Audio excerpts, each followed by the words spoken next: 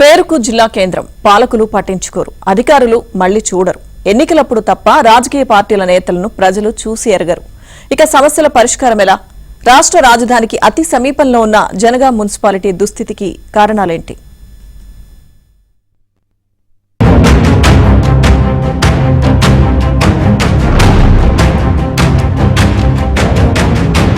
ఉద్యమాల పురిటిగడ్డ జనగాం మున్సిపాలిటీలో సమస్యలు విలయతాండవం చేస్తున్నాయి.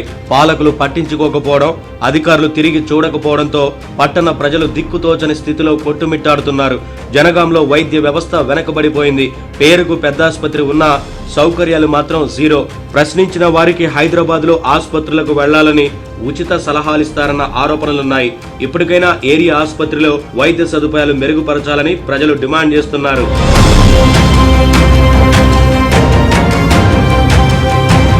జనగాం మున్సిపాలిటీ ప్రజలు ప్రధానంగా వైద్యం, పారిశుద్ధ్యం, కుక్కలు, కోతుల బెడదతో ఇబ్బంది పడుతున్నారు.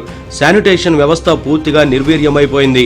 పట్టణం పెరుగుతున్న విధంగా పారిశుద్ధ్య సిబ్బందిని నియమించుకోవడంలో అధికారులు విఫలమవుతున్నారు. దీంతో శానిటేషన్ క్లిష్టతరంగా మారింది. రంగపు చెరువును మినీ ట్యాంక్ బండ్గా మారుస్తామన్న హామీ అటకెక్కింది. వర్షాకాలంలో చెరువు మత్తడి పారడంతో హైదరాబాద్ ప్రధాన రహదారి నీటితో మునిగిపోతోంది. ఈ సమస్యకు ఇప్పటివరకు పరిష్కారం లభించడం లేదు. బతుకమ్మ కుంట కబ్జాలతో కుచించుకుపోయింది. ఈ మధ్య కాస్త మెరుగుపరిచిన వానలొచ్చినప్పుడు ప్రజలకు ఇబ్బంది తప్పడం లేదు. ఇక శ్మశాన వాటికల అభివృద్ధి పాలకులు మరచిపోయారు. చివరి మజిలీలో ప్రజలు ఇబ్బంది పడుతున్నారు. జనగామ మున్సిపల్లో సమస్యల పూర్తి స్థాయిలో విలయతాండం చేస్తూ ఉన్నాయి. మరి ముఖ్యంగా కోతుల బెడద, కుక్కల బెడద అసలు విపరీతమైనటువంటి పరిస్థితి ఉంది. ముఖ్యంగా పారిశుద్ధ్య వ్యవస్థ పూర్తిగా నిర్వీర్యం అయిపోయింది.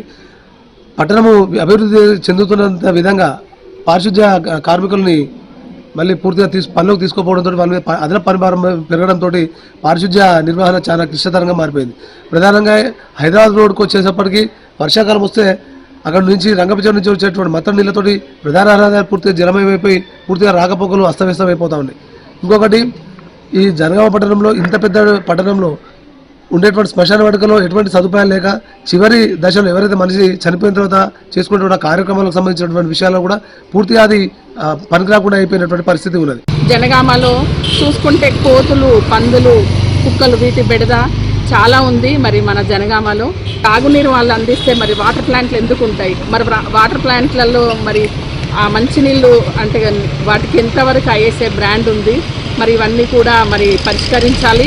మరి నాయకులు అనే వాళ్ళు ఉంటే ప్రజల సమస్యలు తీర్చే వాళ్ళైతేనే ఈ తీర్చాలని కోరుకుంటున్నాము.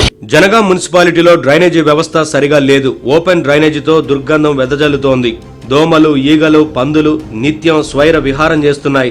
దీంతో ప్రజలు రోగాల బారిన పడుతున్నారు. గత పాలకులు పట్టించుకోకపోవడంతో యూజీడీ సమస్య ఇంకా పరిష్కారం కాలేదు. అండర్ గ్రౌండ్ డ్రైనేజీ నిర్మిస్తేనే సమస్యకు పరిష్కారం లభిస్తుందని ప్రజలు సూచిస్తున్నారు. ఇక మార్కెట్ నిర్మాణం ఆలస్యం కావడంతో ప్రజలు ఇబ్బంది పడుతున్నారు. ఈ విషయంలో నాయకుల అలసత్వంతో ప్రజల్లో అసంతృప్తి పెరుగుతోంది. మార్కెట్ నిర్మాణం ఆలస్యం అవడం, ఇంటిగ్రేటెడ్ మోడల్ మార్కెట్ నిర్మాణం 70% పూర్తయినా నిధుల కొరతతో ఆగిపోయింది. తాత్కాలిక షెడ్లతో వర్షాకాలంలో ఇబ్బందులు ఎదుర్కొంటున్నామని వ్యాపారులు వాపోతున్నారు. జనగాంలో అతిపెద్ద హాస్పిటల్ జనగాం ఏరియా హాస్పిటల్, కానీ అక్కడ పట్టించుకునే నాగలేడు. మరి దానికి అది కలెక్టర్ గారు స్పందిస్తారా? అధికార యంత్రాంగం పట్టించుకుంటారా? ఎమ్మెల్యే గారు స్పందిస్తారా? అదేం లేదు. ఏదో లైట్ పెడుతున్నాం, ఏదో షోప్ టాప్ రోడ్ల మీద లైట్ పెడుతున్నాం, లక్షలు వెచ్చిస్తున్నాం. మరి ప్రజల సమస్య ఏంటిది? ఇప్పుడు వచ్చే నాయకులకు ముఖ్యంగా ఏంటంటే డబ్బులు గుప్తే ఓట్లు ఇస్తాం, డబ్బులతో ఓట్లు అయితే నేను చైర్మన్ అయితే ఎమ్మెల్యే అయితే అంటారు. అది కాదు. ప్రజల సమస్యలు తెలుసుకొని అక్కడ ఉన్న సమస్యలు వెరిఫై చేసిన తర్వాతనే ఓట్లు వేయడం జరుగుతుంది. కంపల్సరీ ఎన్నికల్లో పాల్గొంటాం. ఎన్నికల్లో ప్రతి ఒక్కరికి ఓటేస్తాం, కానీ సమస్యలు పరిష్కరించిన వాళ్ళకే ఓటేస్తామని. జిల్లాలో అతిపెద్ద మున్సిపాలిటీగా ఉన్న జనగాంలో ఇప్పటికీ తాగునీటి సమస్య పరిష్కారం కాలేదు. నీటి సరఫరా సరిగా లేకపోవడంతో వేసవిలో ప్రజలు ఇబ్బందులు ఎదుర్కొంటున్నారు. వాటర్ ప్లాంట్లపై నిఘా పెట్టకపోవడంతో వ్యాపారులు ఇష్టారాజ్యంగా వ్యవహరిస్తున్నారు. ఏ సమస్యను విన్నవించినా అధికారులు పట్టించుకున్న పాపన పోవడం లేదు. కేబుల్స్ వేయడం కోసం రోడ్లను తవ్వేశారు.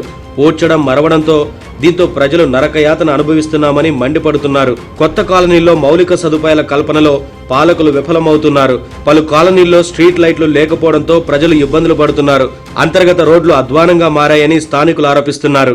మా మూవీలు అంటే చాలా ఘోరంగా ఉంటాయి. 2 నెలలకోసారి కూడా రారు, తీయరు. మేమే బ్రతిలాడాలి, రావాలి అని చెప్పాలి. అయినా ఎవరు రారు. ఏంటిది అన్నట్టు ఈ పరిస్థితి. ఇప్పుడేమో ఎలక్షన్లు వచ్చినాయని రండి వస్తాయి, మాకు ఓటేయండి అని వస్తారు. తర్వాత ఓట్లేసి గెలిపించినాక మేము తిరగాలి, మా ఊరిని దిద్దురండి మీ కానీ మేము దండాలు పెట్టాలి. ఇదేం పరిస్థితి మాకు. ఇప్పుడు ఈ 10 ఏళ్ల నుంచి ఇదే పరిస్థితి, 10 ఏళ్ల నుంచి ఇదే గల్లీ ఈ విధంగానే ఉన్నది. ఇప్పుడు వచ్చి మీరు అన్ని డ్రైనేజీలకు వదులుతున్నారు, ఎట్లా తీస్తారని మమ్మల్ని రివర్స్ అడుగుతారు.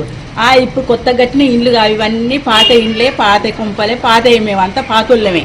ఇంకా కొత్త వాళ్ళు ఎవరు రాలే, కానీ వచ్చేటోళ్ళు కొత్త వాళ్ళు వస్తున్నారు, పోతున్నారు, మమ్మల్ని హింస పెడుతున్నారు. వచ్చినోడికి మేమే 50-100 ఇచ్చి తీపించుకోవాలి బ్రతిలాడి. ఇప్పుడు మాత్రం ఎలక్షన్లో రండి మాకు ఓటేయండి అని మా దగ్గరకు వచ్చి మంచిగా ముచ్చట్లు చెప్తారు. నాయకులు ఎన్నికల సమయంలోనే కాలనీలకు వస్తున్నారు, డబ్బులు వెదజల్లి గెలవాలని చూస్తున్నారు. కానీ ఇప్పుడు ప్రజల్లో చైతన్యం వచ్చింది. డబ్బులతో చేసే రాజకీయం ఇకపై చెల్లదని, సమస్యలు పరిష్కరించిన వారికే ఓటేస్తామని ప్రజలు ఘంటాపథంగా చెబుతున్నారు.